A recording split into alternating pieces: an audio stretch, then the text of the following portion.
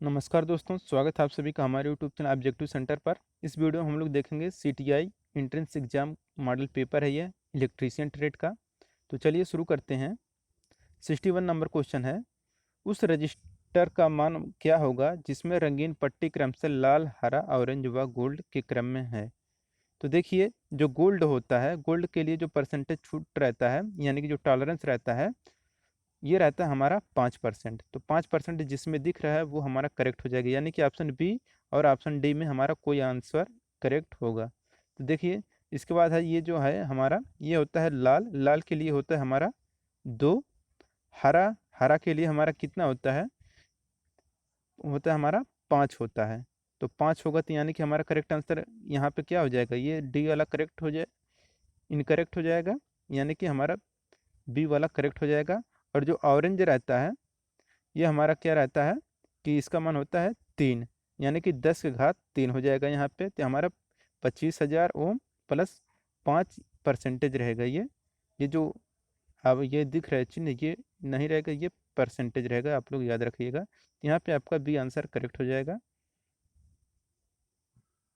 62 number question है कि लंबी ट्रांसमिशन लाइन के आवेशी इम्पीडेंस का क्रिटिकल वाल्व कितना होता है। तो इसके लिए जो क्रिटिकल वाल्व होता है वह रहता है, सर्ज इम्पीडेंस का जो क्रिटिकल वाल्व होता है ये होता है 400 ओम। 63 नंबर क्वेश्चन है, अंत अंत संचार होता है। ऑप्शन है बेतार आंतरिक संचार प्रणाली, तारयुक्त आंतरिक संचार प्रणाली, सचल संचार प्रणाली, दृश्य संचार प्रणाली। तो अंत संचार प्रणाली जो होता है ये होता है दृश्य संचार प्रणाली।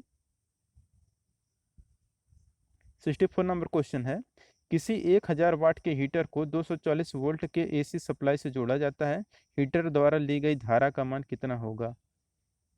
तो इसके लिए जो धारा का मान होगा ये होगा 4.166 एम्पियर।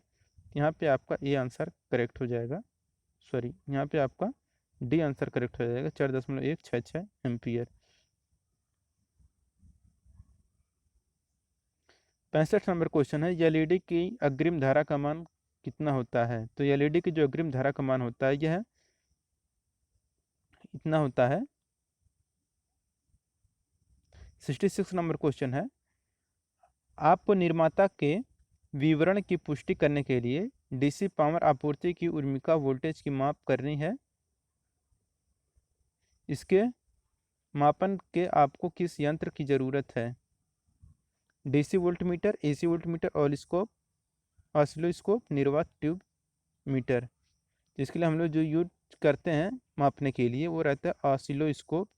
यहाँ पे आपका सी आंसर करेक्ट हो जाएगा। 67 नंबर क्वेश्चन है, उस इलेक्ट्रिक हीटर का पावर इनपुट क्या होगा जो 250 वोल्ट सप्लाई स्रोत से 4 एम्पियर लेता है। ऑप्शन है 360 वाट, 480 वाट, 720 वाट, 960 वाट। तो उस इलेक्ट्रिक हीटर का पावर इनपुट जो होगा वो होगा 960 वाट। यहाँ पे आपका डी आंसर करेक्ट हो जाएगा, 960 वाट।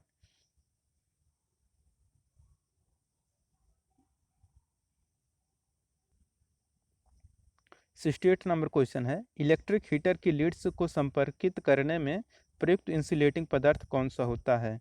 तो इलेक्ट्रिक हीटर की लीड्स को संपर्कित करने के लिए जो इंसुलेटिंग मटेरियल यूज किया जाता है वह पोर्सिलिन मटेरियल रहता है। तो यहाँ पे आपका ए आंसर, यहाँ पे बी आंसर करेक्ट हो जाएगा, पोर्सिलिन मटेरियल। 69 नंबर क्वेश्चन है, सिरा संयोजन, समूह संयोजन तथा लीड संयोजन संबंधी विवरण लिया जाना चाहिए। ऑप्शन है मोटर को खोलने से पूर्व, वेस्टर्नों को निकालने से पूर्व, वेस्टर्नों को निकालने के बाद, वेस्टर्नों की माप लेने के बाद। तो सिरा संयोजन, समूह संयोजन तथा लीड संयोजन संबंधी विवरण जो लिया जाना चाहिए यह वेस्टर्नों को निकालने से पूर्व लिया जाना चाहिए। यहाँ पे आपका बी आंसर करेक्ट हो जाएगा। 70 नंबर क्वेश्चन है, किसी प्रत्यावर्तक के पावर फैक्टर का निर्धारण इसकी सहायता से किया जाता है। ऑप्शन है गति, लोड, संदीपन, प्राइम मूवर। तो किसी प्रत्यावर्तक के पावर फैक्टर का जो निर्धारण किया जाता है यह लोड से किया जाता है। 71 नंबर क्वेश्चन है, विद्युत उपकरणों को अर्थिंग प्रदान करने का मुख्य उद्देश्य क्या होता है। ऑप्शन है अतिरिक्त धारा से उपकरण की रक्षा करना, लाइन धारा स्थिरांक को बनाए रखना, सप्लाई वोल्टेज स्थिरांक को बनाए रखना, उपकरणों की आयु को बढ़ाना। तो विद्युत उपकरणों को अर्थिंग प्रदान करने का जो उद्देश्य होता है रहता है कि अतिरिक्त धारा से उपकरण की रक्षा करना। 72 नंबर क्वेश्चन है, 1 से 5 ओम के प्रतिरोध की रंग पट्टियां कितनी होगी?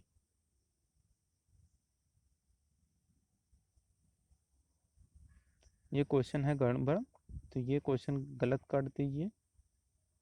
73 नंबर क्वेश्चन है, भूरोधन इस प्रकार तैयार की जानी चाहिए जिससे कि क्या हो? तो भूरोधन इस प्रकार तैयार करना चाहिए जिससे कि भूरोधन कम से कम हो। यहाँ पे आपका ये आंसर करेक्ट हो जाएगा, भूरोधन इस प्रकार तैयार करना चाहिए कि भूरोधन कम से कम हो। 74 नंबर क्वेश्चन है, डीसी मशीन की कार्य क्षमता महत्तम कब होती है? तो ऑप्शन है लोहे का घाटा जब मैकेनिकल घाटे के समान हो, परिवर्तनीय घाटा यदि स्थिरांक घाटे जितना हो, स्थिरांक घाटा यदि फील्ड कापर घाटे जितना ही हो, अवांछित घाटा यदि लंबे के घाटे जितना हो। तो डीसी मशीन की जो कार्य क्षमता महत्तम तब होती है जब परिवर्तनीय घाटा यदि स्थिरांक घाटे जितना हो। तो यहाँ पे आपका सी आंसर करेक्ट हो जाएगा। सॉरी, यहाँ पे परिवर्तनीय घाटा यदि स्थिरांक घाटे जितना हो, बी आंसर यहाँ पे करेक्ट हो जाएगा। 75 नंबर क्वेश्चन है, किसी सूचक यंत्र में सूचक को चलाने के लिए आवश्यक बल क्या होता है? ऑप्शन विक्षेपक बल, नियंत्रक बल, एडी करंट डैम्पिंग बल, वायु अपघर्षण डैम्पिंग बल। तो किसी सूचक यंत्र में सूचक को चलाने के लिए विक्षेपक बल की आवश्यकता होती है। यहाँ पे आपका ये आंसर करेक्ट हो जाएगा, विक्षेपक बल। 76 नंबर क्वेश्चन है, डीसी जनरेटर के समांतर कारण के लिए मुख्य शर्त कौन सा है? दोनों जनरेटर की क्षमता समान होनी चाहिए, फील्ड क्रिटिकल प्रतिरोध एक सा होना चाहिए, दोनों दोनों जनरेटर की पोलैरिटी एक सा होना चाहिए, दोनों जनरेटर की अधिकतम क्षमता समान होनी चाहिए। तो डीसी जनरेटर के समांतर कारण के लिए जो मुख्य होता है शर्त वह रहता है कि दोनों जनरेटर की पोलैरिटी एक होना चाहिए। तो यहाँ पे आपका सी आंसर करेक्ट हो जाएगा।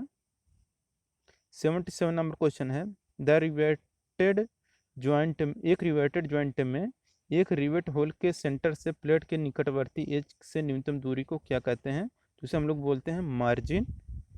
तो यहाँ पे आपका डी आंसर करेक्ट हो जाएगा, मार्जिन। 78 नंबर क्वेश्चन है, जब सर्पी वलय प्रेरण मोटर का घूर्णक स्थिर अवस्था में होता है तो घूर्णक आवृत्ति कितनी होती है?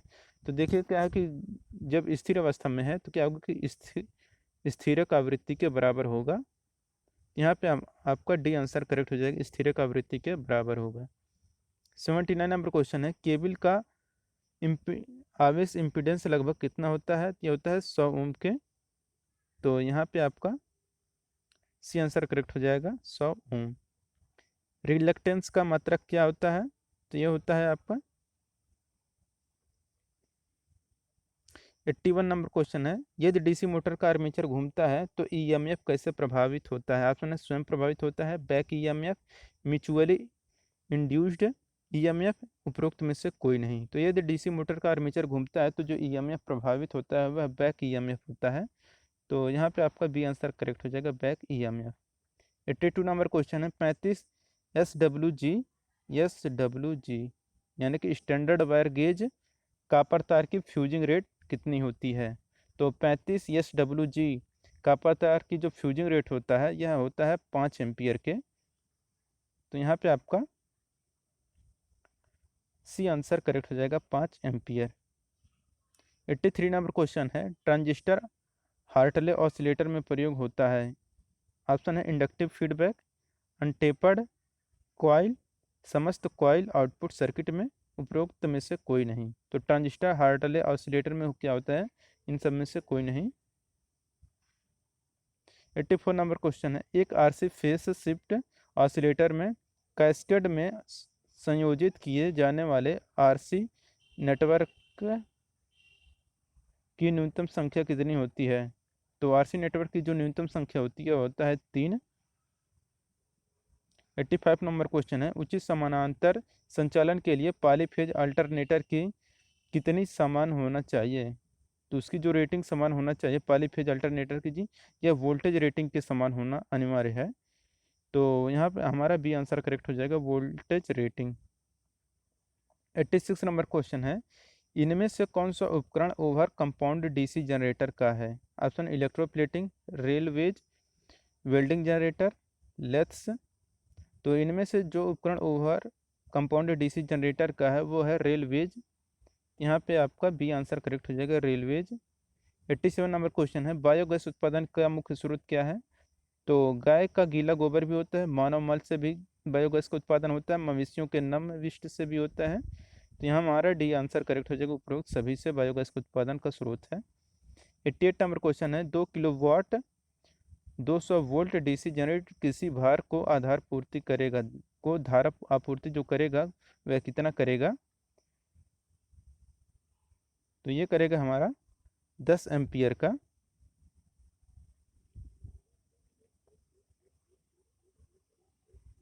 89 नंबर क्वेश्चन है, परमाणु रिएक्टर में प्रयुक्त नियंत्रक छड़ें किसकी बनी होती हैं? ऑप्शन है जिरकोनियम, बोरान, बेरिलियम, सीसा। तो परमाणु रिएक्टर में प्रयुक्त नियंत्रक छड़ें जो बनी होती हैं यह बोरान की बनाई जाती हैं। यहाँ पे आपका बी आंसर करेक्ट हो जाएगा, बोरान। 90 नंबर क्वेश्चन है, एक उभरे ध्रुव प्रवर्तक के 12 ध्रुव हैं, एक घूर्णन में विद्युत वाहक बल के चक्रों की संख्या कितनी होगी? तो इसमें चक्रों की संख्या होगी 6।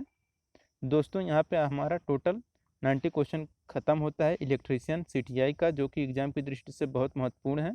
तो आप लोग वीडियो को अगर अच्छा लगा हो तो लाइक कर दीजिए। अगर आप हमारे चैनल पर नए हैं तो चैनल को कर लीजिए सब्सक्राइब। नए अपडेट पाने के लिए नोटिफिकेशन को दबाना ना भूलें। मिलते हैं नेक्स्ट वीडियो के साथ। Thank you.